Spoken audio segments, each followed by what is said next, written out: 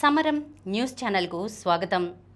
ఈనాటి ముఖ్యాంశాలు: phone tapping ముమ్మాటికి నిజం, పీసీసీ అధ్యక్షురాలు షర్మిల, వైసీపీ కార్యకర్తల నరుకుడు భాష, టెహ్రాన్పై నిప్పుల వాన, యుద్ధం నేనే ఆపా ట్రంప్, ఓటర్లకు పంచడానికి లిక్కర్ డబ్బు, టోల్ ఇక సులువుగా చవకగా, టీ కాఫీలు అతిగా తాగితే డయాబెటీస్ ఊబకాయం వచ్చే ప్రమాదం.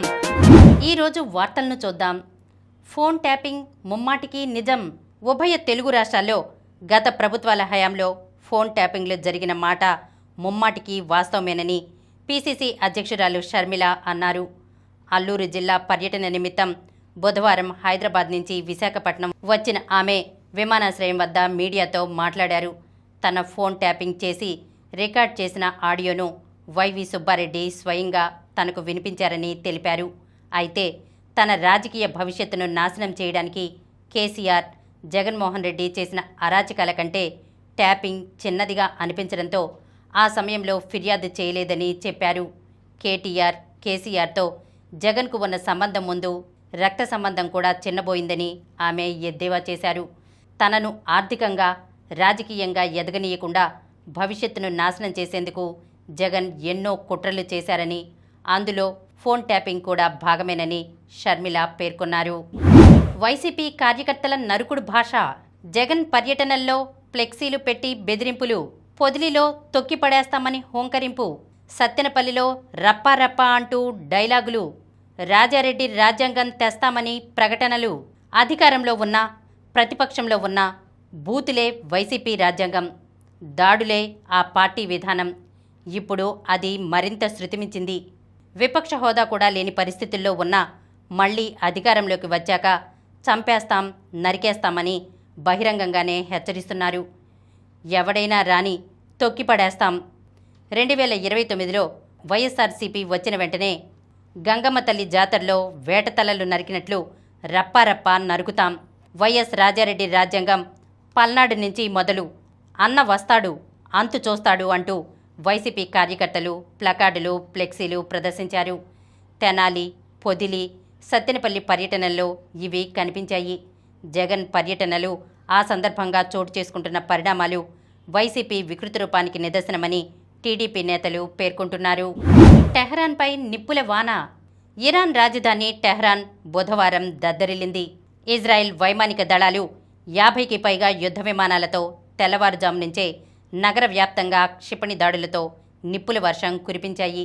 ఇరాన్ అణు కార్యక్రమాలను టార్గెట్గా చేసుకున్న ఇజ్రాయెల్ డిఫెన్స్ ఫోర్సెస్ టెహ్రాన్ శివార్లలోనే 2 సెంట్రిఫ్యూజ్ల తయారీ కేంద్రాలపై విరుచుకుపడింది. అణు కార్యక్రమాలకు సెంట్రిఫ్యూజ్లు అత్యంత కీలక పరికరాలు. యురేనియం 238ను ప్రాసెస్ చేయగా వచ్చే యురేనియం 235ను వెలికితీసేందుకు సెంట్రిఫ్యూజ్ను వినియోగిస్తారు. ఇలా పదే పదే ప్రాసెస్ చేసి అణ్వాయుధాల తయారీకి అవసరమయ్యే యురేనియంను సేకరిస్తారు. ఇప్పటికే నాటాంజ్ అణు కేంద్రం తీవ్రంగా ధ్వంసమైనట్లు అంతర్జాతీయ అణుశక్తి సంస్థ వెల్లడించిన విషయం తెలిసిందే. దీంతో పాటు తమ వైమానిక దళాలు ఇరాన్ ఆయుధ తయారీ కేంద్రాలను ధ్వంసం చేసినట్లు ఐడిఎఫ్ ప్రకటించింది. ఈ క్రమంలో తమ యుద్ధ విమానాలపై దాడికి వచ్చిన 5 హెలికాప్టర్లపై దాడులు జరిపి 3ని నేలమట్టం చేసినట్లు ఐడిఎఫ్ బ్రిగేడియర్ జనరల్ డెఫరిన్ వెల్లడించారు. కాగా బుధవారం కూడా ఐడిఎఫ్ అధికారులు పర్షియా భాషలో టెహ్రాన్ను వీడి వెళ్లాలంటూ పౌరులకు హెచ్చరికలు జారీ చేశారు. 6 రోజుల యుద్ధంలో ఇరాన్లో 585 మంది మృతి చెందారని, వీరిలో 239 మంది పౌరులున్నారని, 1326 మంది గాయపడ్డారని మానవ హక్కుల సంస్థలు వెల్లడించాయి. యుద్ధం నేనే ఆపా ట్రంప్.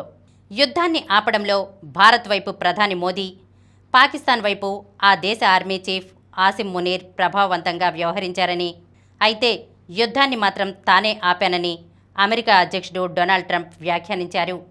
కాల్పుల విరమణకు అంగీకరిస్తే భారీగా వాణిజ్యం చేస్తామని, లేకుంటే వాణిజ్యం మొత్తంగా నిలిపివేస్తామని తాను చేసిన హెచ్చరికలతోనే భారత్, పాక్ యుద్ధం నిలిపివేశాయని గతంలో ట్రంప్ పేర్కొన్న విషయం తెలిసిందే. అయితే ఇప్పుడు భారత్ తరపున మోదీ, పాక్ తరపున మునీర్ యుద్ధాన్ని ఆపడానికి ప్రయత్నించారంటూ వారికి కొంత క్రెడిట్ ఇచ్చారు. భారత్, పాక్ మధ్య కాల్పుల విరమణ ఒప్పందం కుదరడంలో అమెరికాకు ఎలాంటి సంబంధం లేదని ట్రంప్కు ప్రధాని మోదీ స్పష్టం చేసిన నేపథ్యంలో ట్రంప్ కాస్త వెనక్కి తగ్గినట్లుగా అభిప్రాయం వ్యక్తమవుతోంది.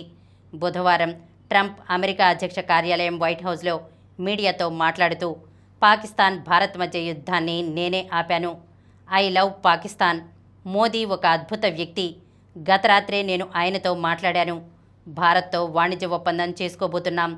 పాకిస్తాన్ వైపు ఆ దేశ ఆర్మీ చీఫ్, భారత్ వైపు ప్రధాని మోదీ యుద్ధాన్ని ఆపడంలో ఇద్దరు ప్రభావవంతమైన వ్యక్తులు.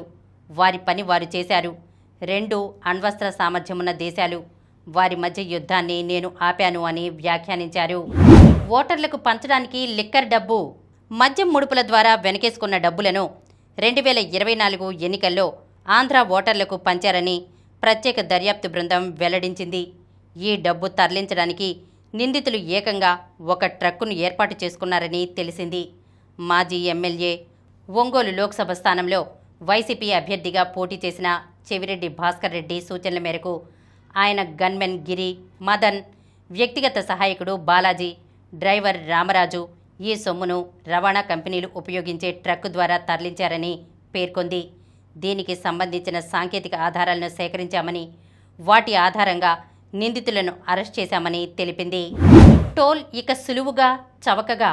జాతీయ రహదారులపై తరచూ ప్రయాణం చేసే వాహనదారులకు కేంద్రం శుభవార్త చెప్పింది. టోల్ ఛార్జీల నుంచి ఉపశమనం కలిగించే ఉద్దేశంతో నాన్ కమర్షియల్ ప్రైవేట్ వాహనాల కోసం ఫాస్టాగ్ ఆధారిత వార్షిక పాస్ను ప్రవేశపెట్టింది. ఇది ఆగస్టు 15 నుంచి అందుబాటులోకి వస్తుంది. ధర 3,000 రూపాయలుగా నిర్ణయించింది. యాక్టివేట్ తేదీ నుంచి ఏడాది లేదా 200 ట్రిప్పుల వరకు పాస్ చెల్లుబాటు అవుతుంది. ఈ వివరాలను కేంద్ర రవాణా మంత్రి నితిన్ గడ్కరీ బుధవారం ఎక్స్లో వెల్లడించారు. ఈ పాస్ను వాణిజ్యేతర ప్రైవేట్ వాహనాలు అంటే కార్లు, జీపులు, వ్యాన్లు తదితరాల కోసమే ప్రత్యేకంగా ప్రవేశపెడుతున్నామన్నారు. తక్కువ ఖర్చుతో దేశం మొత్తం ప్రయాణించేందుకు పాస్ను తీసుకొచ్చామన్నారు. పాస్ యాక్టివేషన్, రెన్యువల్ కోసం రాజ్మార్క్ యాప్తో పాటు ఎన్హెచ్ఏఐ మోర్ అధికారిక వెబ్సైట్లలో ప్రత్యేక లింకును త్వరలో అందుబాటులో ఉంచుతామన్నారు. 60 కిలోమీటర్ల లోపే టోల్ ప్లాజాలు ఉండడంపై వస్తున్న ఫిర్యాదుల పరిష్కారానికి ఈ కొత్త పాలసీని తీసుకొచ్చారు.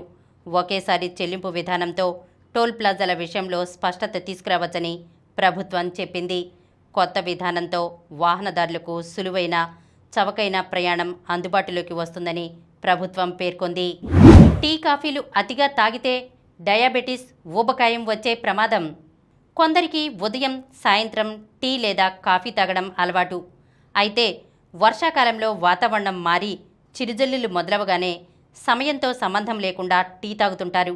ఇలా అతిగా టీ, కాఫీలు తీసుకోవడం వలన పలు అనారోగ్య సమస్యలు వస్తాయని నిపుణులు హెచ్చరిస్తున్నారు. టీ, కాఫీల్లో కెఫీన్ ఉంటుంది. ఇది కడుపులో యాసిడ్ ఉత్పత్తిని పెంచుతుంది. దాంతో గుండెల్లో మంట వచ్చే ప్రమాదం ఉంది. కడుపుబ్బరం, ఎసిడిటీ సమస్యలు కూడా వస్తాయి. టీ, కాఫీలు అతిగా తాగడం వలన శరీరంలో చక్కెర స్థాయిలు పెరిగిపోతాయి. ఫలితంగా డయాబెటీస్, ఊబకాయం వచ్చే ప్రమాదం పెరుగుతుంది. టీ, కాఫీల వలన కొలెస్ట్రాల్ పేరుకుపోయి గుండె సంబంధిత వ్యాధులకు దారితీయవచ్చు. కెఫీన్, మెలటోనిన్ ఉత్పత్తిని తగ్గిస్తుంది. దాంతో నిద్ర సరిగ్గా పట్టదు. టీ, కాఫీల్లో ఉండే సుక్రోజ్, కాలేయం చిన్నప్రేగు మీద చెడు ప్రభావం చూపుతుంది. ఇప్పుడు కొన్ని సంక్షిప్త వార్తలను చూద్దాం. సముద్రంపై తిరుగులేని శక్తిగా భారత్. స్వదేశీ పరిజ్ఞానంతో 98 నౌకలు తయారీ. నిన్న మొన్నటి వరకు ఇతర దేశాల నుంచి ఆయుధాలు కొనుగోలు చేసిన భారత్ ఇప్పుడు వాటిని తయారు చేసే స్థాయికి ఎదిగిందని, సముద్రంపై తిరుగులేని శక్తిగా మారిందని defence staff chief general Anil Chauhan అన్నారు. విరాట్ స్థానం గిల్దే. ఇంగ్లాండ్తో టెస్ట్ సిరీస్లో శుభ్మన్ గిల్ 4వ స్థానంలో బ్యాటింగ్ చేస్తాడని వైస్ కెప్టెన్ పంత్ తెలిపారు. తాను 5వ స్థానంలోనే బరిలో దిగుతానని బుధవారం ఇక్కడ జరిగిన మీడియా సమావేశంలో వెల్లడించారు. విరాట్ రిటైర్ అయిన నేపథ్యంలో 4వ నెంబర్లో ఎవరు బ్యాటింగ్ చేస్తారోననే చర్చ బయలుదేరింది. దానికి పంత్ తెరదించారు. బంగ్లాదేశ్ 9 వికెట్లకు 484 పరుగులు. శ్రీలంకతో తొలి టెస్ట్. శ్రీలంకతో తొలి టెస్ట్లో రెండో రోజు ఆఖరికి బంగ్లాదేశ్ జట్టు మొదటి ఇన్నింగ్స్లో 9 వికెట్లకు 484 పరుగులు చేసింది. ఓవర్ నైట్ 3 వికెట్ల నష్టానికి 292 పరుగుల స్కోరుతో బుధవారం తొలి ఇన్నింగ్స్ కొనసాగించిన బంగ్లాదేశ్ మరో 192 పరుగులు జోడించి 6 వికెట్లు కోల్పోయింది. పాక్తో భారత్ తొలిపోరు. మహిళల టీ20 వరల్డ్ కప్ 2026 షెడ్యూల్ విడుదల. మహిళల టీ20 వరల్డ్ కప్ 2026లో తమ తొలి మ్యాచ్లో చిరకాల ప్రత్యర్థి పాకిస్తాన్తో భారత్ తలపడనుంది. ఇంగ్లండ్లో వచ్చే ఏడాది జూన్ 12 నుంచి జూలై 5 వరకు 24 రోజుల పాటు జరిగే పొట్టి కప్ షెడ్యూల్ను ఐసీసీ బుధవారం విడుదల చేసింది. క్విటోవాకు వింబుల్డన్ వైల్డ్ కార్డ్. 2 సార్లు వింబుల్డన్ ఛాంపియన్ పెట్రా క్విటోవాకు ఆ గ్రాండ్ స్లామ్ టోర్నీలో వైల్డ్ కార్డ్ లభించింది. దీంతో ఈ నెల 30 నుంచి జరిగే వింబుల్డన్లో క్విటోవా నేరుగా మెయిన్ డ్రాలో తలపడనుంది. రేపటి నుంచే భారత్ ఇంగ్లాండ్తో టెస్ట్ సిరీస్. మరిన్ని వార్తా విశేషాలతో రేపటి సమరం న్యూస్ ఛానల్లో మళ్ళీ కలుద్దాం.